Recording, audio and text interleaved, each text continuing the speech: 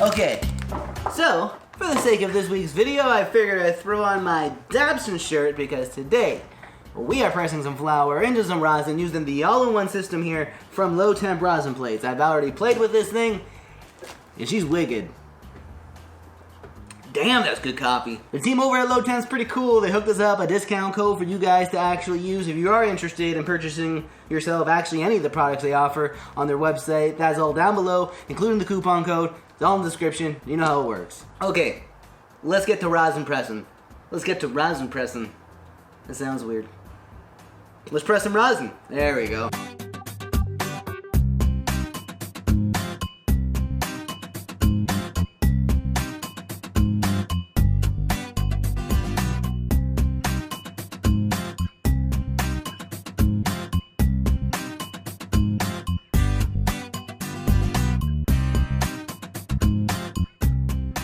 Today we're going to be pressing out a few different strains while taking you through the entire process start to finish, and for those who don't quite understand what this is, rosin pressing is merely a form of 100% safe and solventless cannabinoid extraction of your personal flower. What we're doing is pulling out the cannabinoids and essential terpenes in a safe and solventless manner that isn't harmful or dangerous in any way and is extremely easy to do, especially with amazing little home systems such as this. I think these cages from Low Temp Plates are excellent and ideal for the home grower or anyone who just wants to process a lot of material down and to concentrate safely. They are quick and easy to set up with only a few pieces to screw in at the bottom for added stability, and then you just need to slide in the heating elements into the plates and tighten the screws to hold those in, and then simply screw in the heat sensor, and then the Low Temp cage is now set up and ready to get turned on. Another plus side to this unit is the force of pressure. It's customizable. I'm using a cheap $30 12-ton low profile bottle jack right now, but you can swap this out for a 20-ton or even switch from a pump hydraulic bottle jack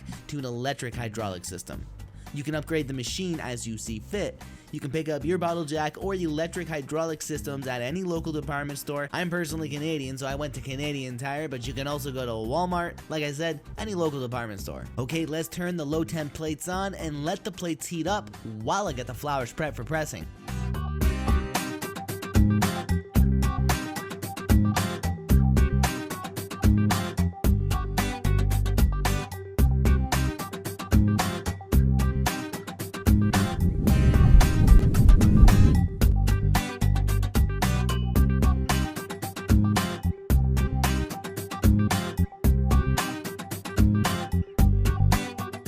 Let's start by destemming all the flowers before placing into our micron bags. The purpose of using a micron bag is simply to keep the contaminants out of your return. The bags of my choice for pressing flour is the 160 micron bags, but you can use the 90 micron bags for flour as well. I prefer using the bags and pre-mold systems from Rosin Evolution. I do have a link down below with the coupon code if you're interested. They also have an awesome pre-mold system for pre-pressing your flour, which I love to use myself. I'm going to show you at the end of this video. I want to demonstrate though how to press without using the pre-mold systems because they aren't 100% needed, but I would recommend it if you are going to be pressing often and experimenting with directional flow presses. You're going to want to start using a pre-mold system to make that process easier. It also helps with returns, so it's the little things that takes your extraction skills to the next level. The plates are now regulated to 87 Celsius or 190 Fahrenheit, which is usually my preferred temperature for pressing flour. However, I do encourage you to experiment with your temperatures and pressure levels to see what works best for the specific material you have because they will vary. I would say 180 to 220 Fahrenheit is a normal zone to play in without really causing issues from the plates being too hot or too cold. I personally prefer the lower temps to preserve the product quality. I do want to mention to make sure you purchase yourself food grade parchment for pressing your rosin. You can get them from Rosin Evolution, or you can buy specific culinary parchment which your grocery store may or may not have. You gotta go look for it. Do not use the white parchment from your local grocery store because that does have dyes in it which are not graded for the heat while under the pressure. It may be okay for baking cookies but not okay for 10 tons of pressure coming down on it while under heat. Please get the food grade parchment and keep things safe.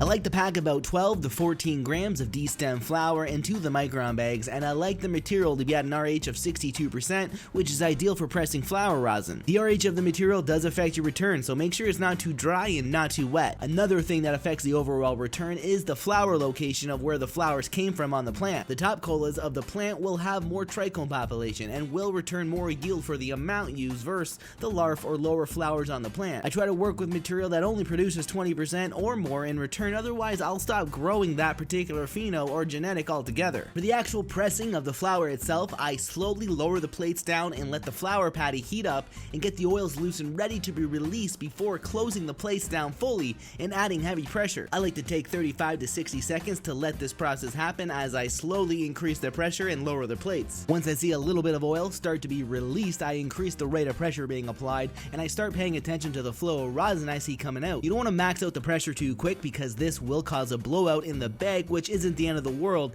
but it's common when the pressure applied happens too quickly. As the flow of rosin slows down, I will add a bit more pressure, and by then the pressure happened at a good rate, so you should be okay with blowouts.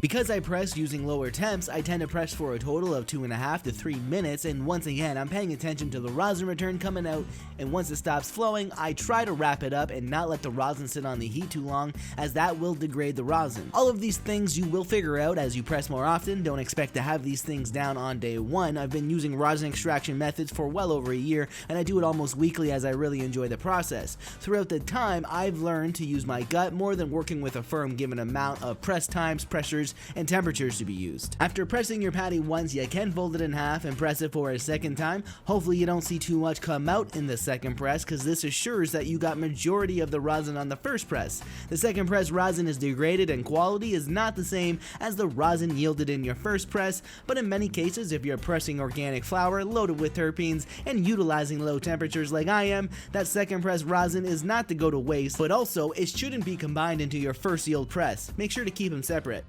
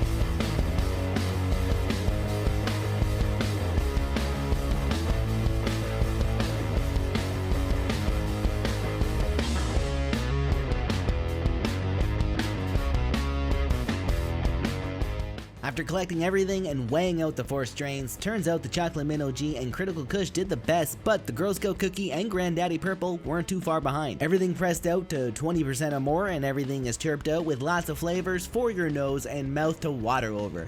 Before testing out some of the rosin, I do want to show you what pre-pressing the flour using the pre-molds looks like, and I'll take you through a directional flow press very quickly.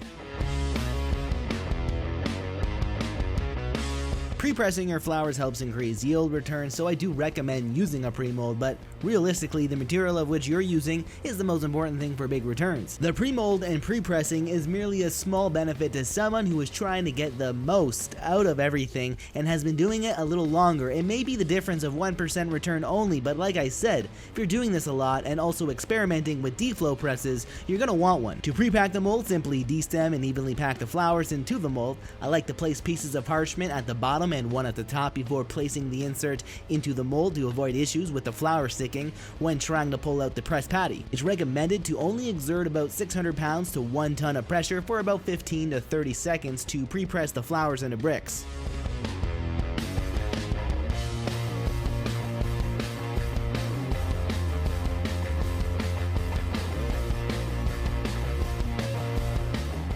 Simply then slide the pre-pressed patty into the rosin evolution bags and you're good to go.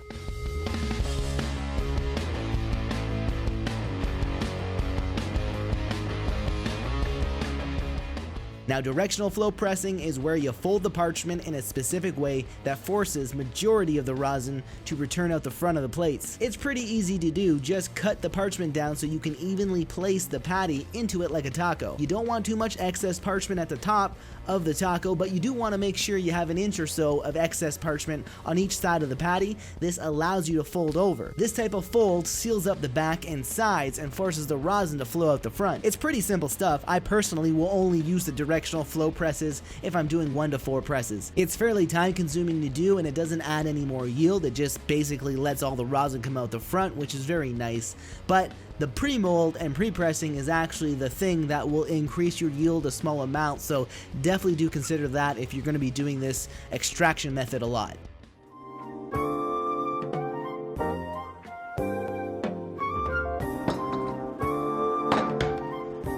Okay guys, so I figured we actually end this week's video with a sweet dab. I do have nice little ball rig here. This is some China glass. I get all my stuff from dhgate.com. I'll even leave a link down below to the seller that I particularly prefer. I do store all my rosin in jars. You will notice that when you freshly press rosin over the next few days, it does change consistency on you. Ooh, that's looking delicious. That is the Girl Scout cookie. Looking like some nice rosin butter. And got the Chocolate Mint OG doing its thing. Anyways, the point is that I store all my rosin in a jar. Harley, stop barking, big guy. Ooh, that looks delicious. If you are actually into using these kind of rigs with these bangers, get yourself a Blazer torch. This is the best torch, and I do have a link for that also down below in the description for those who are curious. These kind of bangers, they're really thick, so you do have to give them some time to actually cool down. I wait a whole entire minute before I go in on this dab. My safe word will be whiskey. We're sitting at 18 seconds right now. Ooh, that's magnet right there. That's actually convenient. Cheers.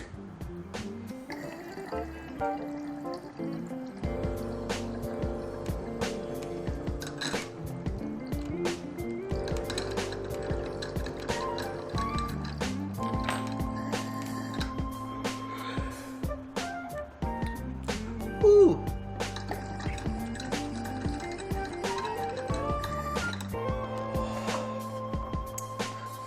Oh, boys, we're smoked out.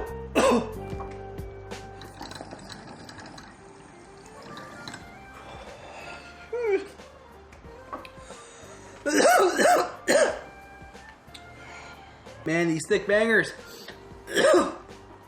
They'll just keep hitting.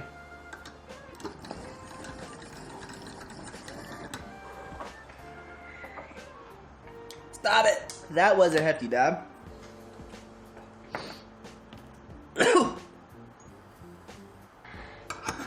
Alright guys, thank you so much for stopping by. Don't forget to leave a like and drop a question down below because those do really help the channel out. Don't forget to check me out next week because I'll have another video. So hit subscribe if you're not already.